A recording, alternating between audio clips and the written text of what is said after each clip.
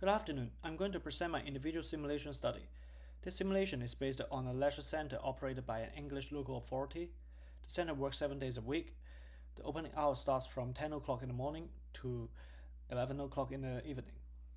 Here is a brief review on the initial situation. The leisure center obtained the 284,279 population of visitors in year 0, in which the population is composed of 60.91% of adults and unemployed, 31.79% of juniors, and 7.3% of elderly. Now we can have a brief look on the revenue generated by the 6 facilities in the leisure center. In fact, when we take a look at the squash facility revenue, I'm a little bit worried about it. Considering the area taken by the squash facility, the amount of revenue created is about 1/3 of the gym, which is a similar size facility in the center. Of course, we cannot be sure about this yet, as factors like capacity should be taken into consideration as well. However, this can be a possible hint to the threats in the future, as mentioned by the Local Government Association in 2020. We should also be aware of the number of breakdowns in year 0, which may have indicated unnecessary loss caused by careless budget management in last year. Now we can have a look at the strategic aim and objectives. Mentioned by Higginson in 2018, the purpose of public leisure center is to promote social inclusion, sustainability, and public health. Therefore, I am developing my strategic aim as increase the total number of visitors by at least 10% at the end of simulation comparing to year 0. There are 4 objectives under this strategic aim. The first one is increase elderly number by 10% at the end of simulation. Secondly, I wish to get a break-even for squash facility. The third one is control the shutdown numbers to under 5 days per year. The fourth objective is to control the fuel cost, aiming to maintain at a 1:7 revenue ratio. You may find that the objective is actually designed under the SMART model, which means that they are specific, measurable, achievable, relevant, and with a time restraint. Starting with my first objective on the list, Taylor and Godfrey have mentioned in 2003 that social objectives is better at reflecting the effectiveness of a leisure center when compared to financial objective. Therefore, I propose to increase the elderly participation in the leisure center's activities, aiming to increase the elderly number from 7.31% to 10% to the whole population who uses this facility. The reason I put this objective at the first place is that I believe it deserves the highest priority, supported by multiple studies. Leisure activities to help reducing social isolation of elderly. On top of that, sports center is one of the best channels for elderly to keep themselves active physically. Last but not least, the percentage of elderly visits will be used as the indicator to evaluate the performance of the first objectives here. Now, secondly, I target to make a break-even for the squash facility. As mentioned earlier, the weak revenue generating ability of squash facility may potentially hinder the overall performance of the center. By using the indicated cost by space taken up to revenue ratio, I will be able to keep track of the squash facility performance. The target is to achieve a 1:1 ratio at year 5. The yearly adjustment will be made according to the yearly results. Keep in mind that one of the key functions of operation management is to improve performance and hold financial bottom line. Aligning to Warner's stance, I believe that this objective is the second important among all. Following is the third objective. This simulation is aiming to control the shutdown number to under 5 days a year. Indicator chosen is the breakdown rate shown on the screen. This can directly and effectively indicate that the leisure center's service quality. Failing to meet this target means that the occurring of breakdown loss and repairing fees, which both can avoided by rational budget management, which can be referred to as preventive maintenance. More importantly, customer satisfaction will be negatively impacted as the center is not able to assurance a stable service to fulfill their daily demands. The last objective is to control the fuel cost by maintaining a 1:7 ratio to revenue.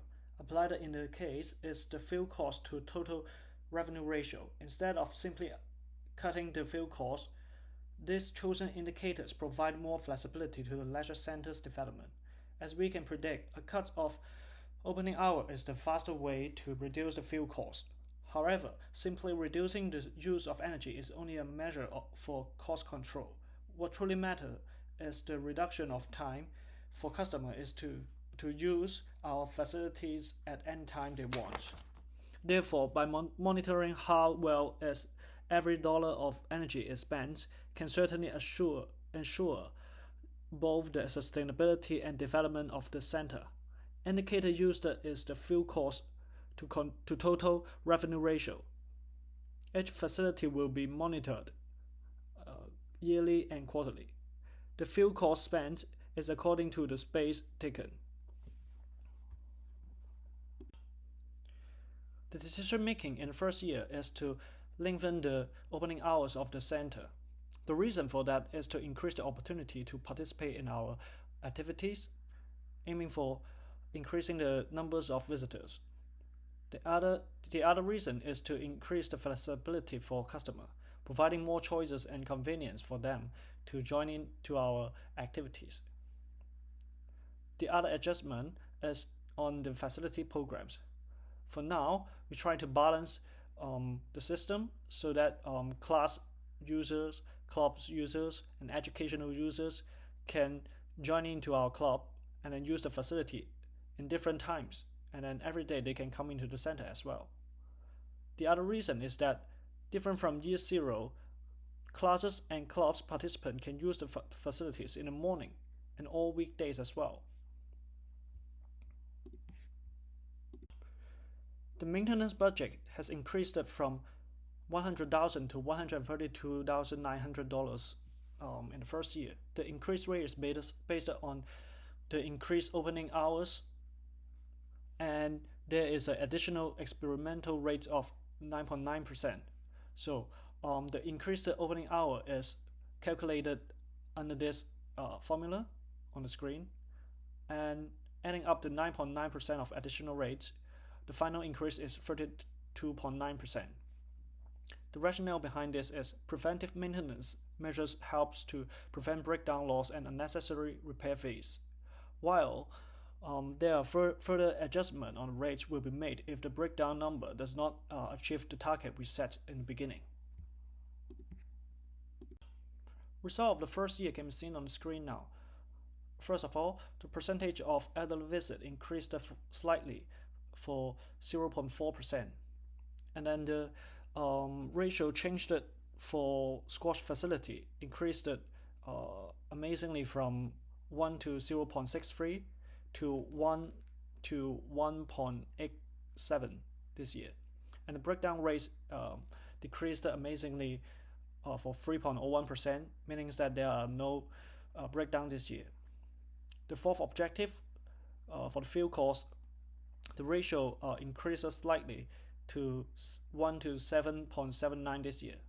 And finally, the total visitors increased from 284,279 to 366 visitors for total. So there is a 5% increase in a year. Due to the insignificant increase of elderly visitor, a 10% of elderly price reduction is made, resulting a good looking 8.7% population of elderly in the next year. The squash facility kept the performance as fuel cost as well. No changes are made on that. Breakdown rate has slightly increased to 0.27%, while disappointingly the total visitor increased for a very small amount only. Relating to the poor performance, 10% price drop is set across all the facilities in order to attract more attendance. As a result, 8.3% was recorded.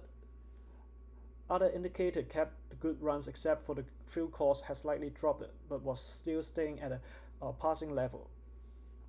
Additional adjustment has been made when the bad Q1 ratio was spotted in the whole facility, which is 1 to 4.6 in that moment.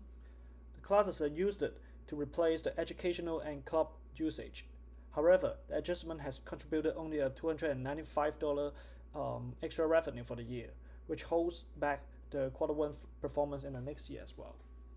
As all the major numbers is achieving the objectives, no further adjustments were made. The objectives are achieved except for slight percentage is missing. So it can be shown on the screen now, and then we can have a look. Now going to the evaluation, the strategic aim has achieved it perfectly, resulting 16.26% of total visitor increasing comparing to year 0, with 6.26 excesses from expectation.